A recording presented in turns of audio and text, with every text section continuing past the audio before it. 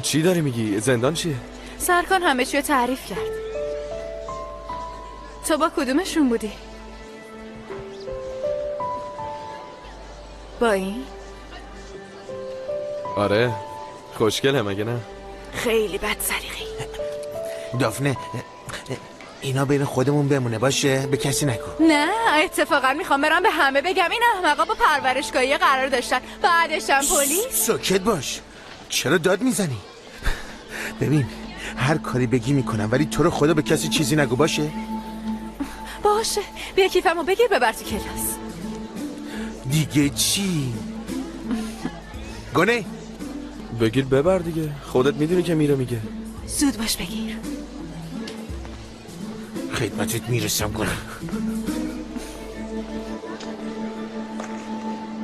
دلت براش نمیسوزه نه؟ نه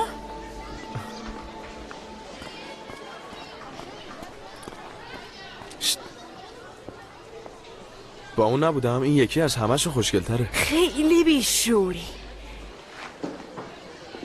چیه خب؟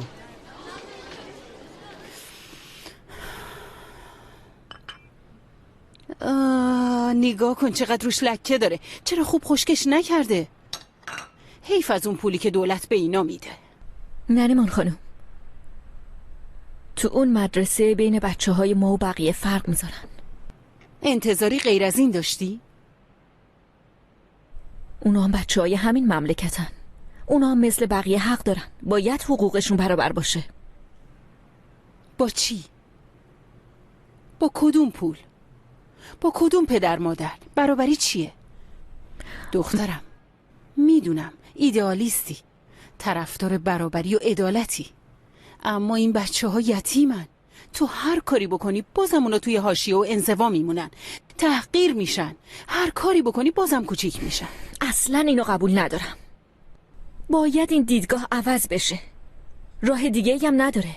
امیدوارم این افکار ترسناک تو به بچه ها منتقل نکنی.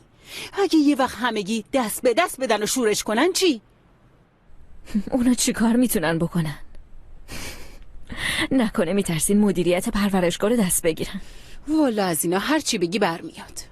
اونا هنوز خیلی بچن. بفرمایید. خانم مدیر، این آقا میخوان شما رو ببینن. سلام، من توفیق ازگونم، همسر نازان ازگون. پسر منم جزئی از اتفاقات اون شب با دخترای پانسیون بود. میخواستم درباره این موضوع باهاتون حرف بزنم.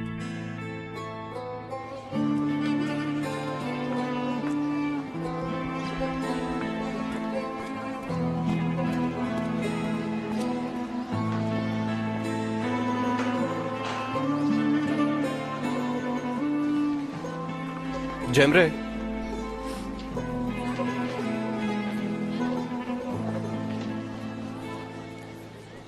جمره، ما هم تو غمت شریکیم، باور کن. حتی بابام گفت جمره میتونه آخر هفته بیاد پیش ما. البته اگه خودت هم بخوای. نمیخوام.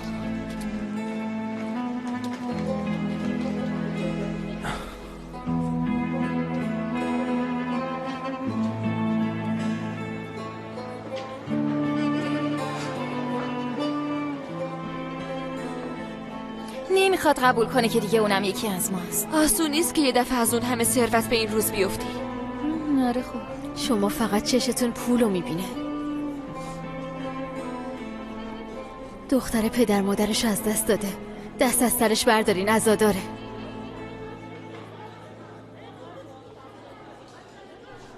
براک، میگم تو جزوه ادبیاتو داری؟ خل شدی دختر. قیافه من شبیه خرخونه هست. عجب چیزی بهش گفتم. پسر تو چی کار کردی؟ بدبختمون کردی پسر. دفنه همه چیو فهمید. چی کار کنم؟ داشتم به بابام میگفتم، اونم شنید. آفرین به تو، آفرین.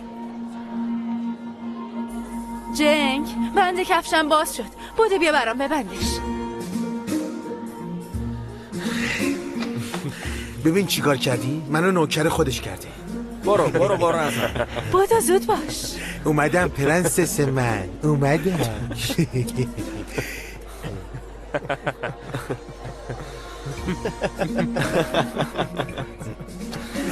بس کن. داری چی کار میکنی تو؟ آفرین عزیزم، آفرین. دافنه نکن این کارو نکن، این کارو نکن. تو دیگه نخند.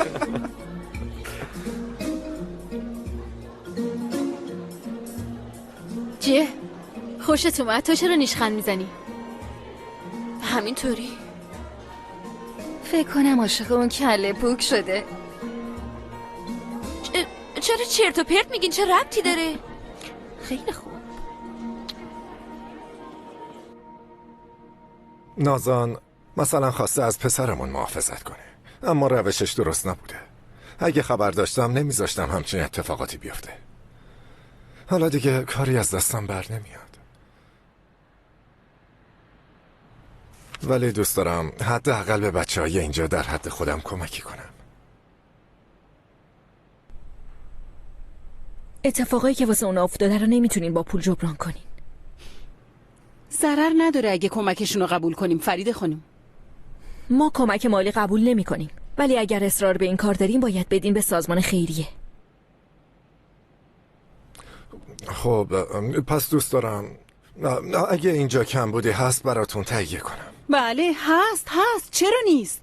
مثلا اگه یه مهمون بیاد جایی رو نداریم ازش پذیرایی کنیم، حداقل میشه مبلمان اتاق منو عوض کرد. البته ما یه مشکل خیلی مهمتر داریم. کامپیوتر نداریم، یعنی داریم ولی خب کافی نیست. بچه‌ها مجبورن به نوبت ازش استفاده کنن. حتما فردا کامپیوتر رو خریداری میکنم. به خاطر اینکه همچین فرصتی بهم دادین خیلی ازتون ممنونم. راستش سرکان پسر خیلی خوبیه، اونم خیلی پشیمونه. خواستم شما هم بدونین. روزتون بخیر. روز خوش.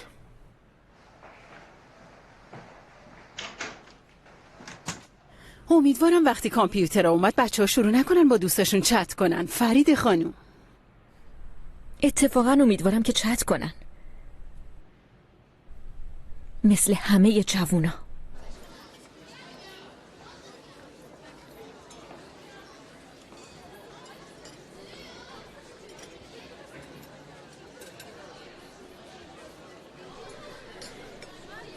نگاه کنین هر کی داره یه چیزی میخوره.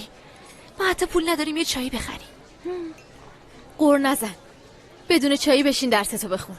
یادت باشه ما خیلی از اینا عقبیم. باید تو امتحانا نمره خوبی بگیریم. تو که اینقدر خرخون نبودی و چی شد؟ انگیزم زیاد شده. اصلا به تو چه فضولی؟ اونا همه کلاس خصوصی میرن، پایشون قویه. اگه تلاش کنیم ما هم مثل اونا قوی میشیم. بی خیال بابا. این خنگه مخش نمیکشه. اوه چیزکیک هم میفروشن. فرید خانم ما رو فرستاده مدرسه خصوصی نکرده 2000 بذاره کف دستمون. اوف. بیا بگیر. برو چایی بخر دهنت بسته شه. بیا اینم بگیر. شت. برو دوتا چایی بگیر بیار بخوریم. منو چرا